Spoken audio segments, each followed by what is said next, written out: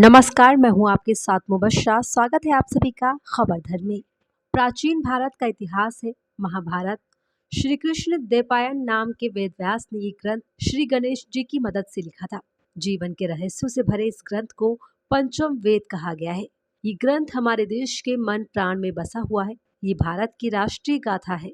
इस ग्रंथ में तत्कालीन भारत का समग्र इतिहास वर्णित है। ये ग्रंथ अपने आदर्श स्त्री पुरुषों के चरित्रों से हमारे देश के जन जीवन को प्रभावित करता रहा है। इसमें सैकड़ों पात्रों, स्थानों, घटनाओं तथा विचित्रताओं और विडंबनाओं का वर्णन है। प्रत्येक हिंदू के घर में महाभारत होना चाहिए। 3 चरणों में लिखी महाभारत। वेदव्यास की महाभारत को बेशक मौलिक माना जाता है, लेकिन वो 3 चरणों में लिखी गई। पहले चरण में 8,800 श्लोक, दूसरे चरण में 24,000 और तीसरे चरण में 1,00,000 श्लोक लिखे गए। वेदव्यास की महाभारत के अलावा Bhandarkar oriental research institute Pune की संस्कृत महाभारत सबसे प्रामाणिक महाभारत मानी जाती है। अंग्रेजी में संपूर्ण महाभारत 2 बार अनुदित की गई थी। पहला अनुवाद 1883-1896 के बीच किसारी मोहन गांगुली ने किया था और दूसरा मनमंथनाथ दत्त ने 1895 से 1905 के बीच। 100 साल बाद डॉक्टर देवरॉय तीसरी बार संपूर्ण महाभारत का अंग्रेजी में अनुवाद कर रहे हैं। ज्यादातर लोग ये जानते हैं कि महाभारत को वेद व्यास ने लिखा है, लेकिन यह अधूरा सच है। वेद व्यास कोई नाम नहीं बल्कि एक उपाधि थी जो वेदों को ज्ञान रखने वाले लोगों को दी जाती थी। कृष्ण द्वैपायन ने पहले 27 वेदव्यास हो चुके थे, जबकि वो खुद 28वें वेदव्यास थे। उनका नाम कृष्ण द्वैपायन इसलिए रखा गया क्योंकि उनका रंग सांवला और एक द्वीप पर वो जन्मे थे।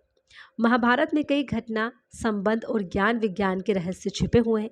महाभारत का हर पात्र जीवंत है, चाहे वो कौरव, पांडव, कर्ण और कृष्ण हो या धृष्टद्युम्न, शल्य, शिखंडी और कृपाचार्य हो। महाभारत सिर्फ योद्धाओं की गाथाओं तक सीमित नहीं है। महाभारत से जुड़े शाप, वचन और आशीर्वाद में भी रहस्य छुपे हैं। आओ जानते हैं कैसे कौन कौन से रहस्य भारत में छुपे हुए हैं। महाभारत युद्ध और उससे जुड़े 18 रहस्यों का एक अद्भुत आलेख। दावा है कि आप निश्चित ही चौंक जाएंगे। साथ ही 18 पेज को पढ़ने के बाद आप महाभारत के संबंध में सब कुछ जान जाएंगे। महाभारत के योद्धा पुत्र या अवतार थे। महाबली बलराम शेषनाग के अंश थे। 8 वसुओं में एक धू नामक वसु ने ही भीष्म के रूप में जन्म लिया था। देवगुरु बृहस्पति ने ही द्रोणाचार्य के रूप में जन्म लिया था। कहते हैं कि महाभारत युद्ध में 18 संख्या का बहुत महत्व है। महाभारत की पुस्तक में 18 अध्याय हैं। कृष्ण ने कुल 18 दिन तक अर्जुन को ज्ञान दिया। कौरवों को कौन नहीं जानता। धृतराष्ट्र और गंधाद्री के 99 पुत्र और एक पुत्री थी जिन्हें कौरव कहा जाता था।